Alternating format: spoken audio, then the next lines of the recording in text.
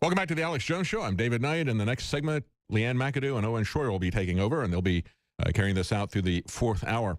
In the time we got left, I want to take a look at the chains, not the change, but the chains that Barack Obama has been forging.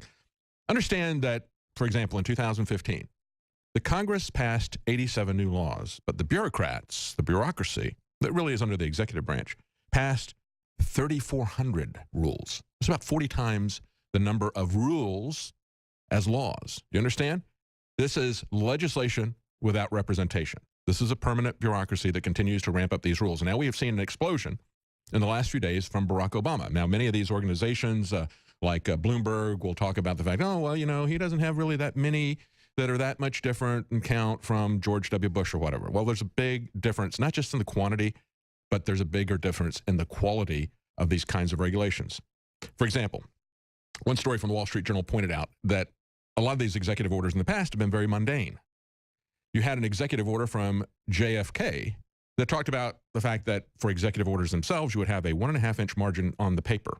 That was an executive order. So that counts as one. Okay. And then George W. Bush had an executive order that says, no, it's not going to be a 1.5-inch margin around the edge. We're going to have a 1-inch margin on these printed executive orders. That counts as one for George W. Bush. And yet Barack Obama, in terms of qualitative executive orders, instead of talking about how wide the margin is going to be on the executive orders, he spends his executive orders in a very big way, okay?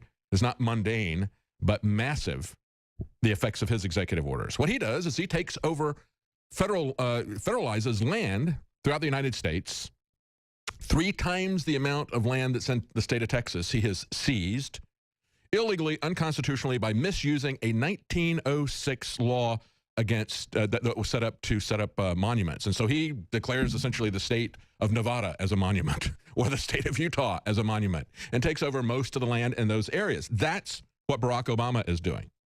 And then, of course, these executive orders that come through for very disturbing things that have to do with civil liberties.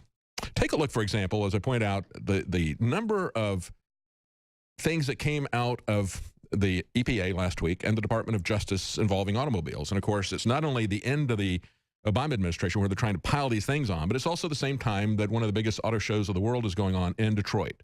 So they seize that moment and they get big headlines each and every day. And as I said before, I said this last week when I covered it, I said, somebody in the upcoming Department of Justice needs to take a very close look at these bureaucrats who pronounce that they're going to come after Chrysler Fiat for their diesel engines one day and tank that stock by 15%. And then the next day they do it for Renault and tank their stock. Are these guys involved in insider trading? Remember, Nancy Pelosi did exactly that sort of thing. And she was called on it. She said, oh, there's no rule here. There's no rule here. See, just like they're now saying, oh, you know, we can't, Donald Trump can't continue to run his own business. Well, there's no rule about that. But he's doing things to try to walk that back ethically. Now, their approach was when they got caught doing insider trading, they said, there is no controlling legal authority here, you know, kind of quoting Al Gore. And then they set up the Stock Act that was going to stop insider trading. And then when nobody was looking, they eviscerated that act. They waited about 8 or 9 months and eviscerated it. Now, it's not legal for bureaucrats to do this, but I can guarantee you, even though I can't prove it, I can guarantee you that there's some bureaucrats there who are going to be making some golden parachutes by tanking these different companies one day after the other. And just take a look at the difference. They're coming after this one guy, this Volkswagen executive. They want to lock him up for 169 years in prison because he didn't comply with their regulations. Really? Really? That's pretty amazing. Now, when Road and Track reports it, they said, well, he kind of lied to the agency. So did Hillary Clinton. Stay with us. We'll be right back.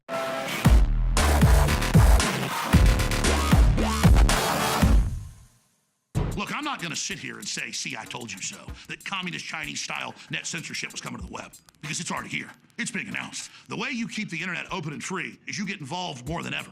Go to Infowars.com/app. A new battleship in the fight. Infowars Live, available right now. We're looking for a crew to man it. You going to sit down and play games and be a trendy? Or are you going to be part of history? Don't sit by and let the internet and free speech be stolen from you. Take action. Welcome back to the Alex Jones Show. I'm David Knight. In the next segment, Leanne McAdoo and Owen Schroyer will be taking over, and they'll be carrying this out through the fourth hour. In the time we got left, I want to take a look at the chains, not the change, but the chains that Barack Obama has been forging.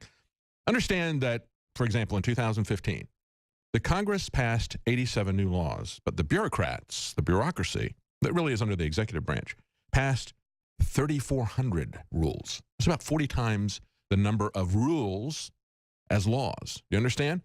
This is legislation without representation.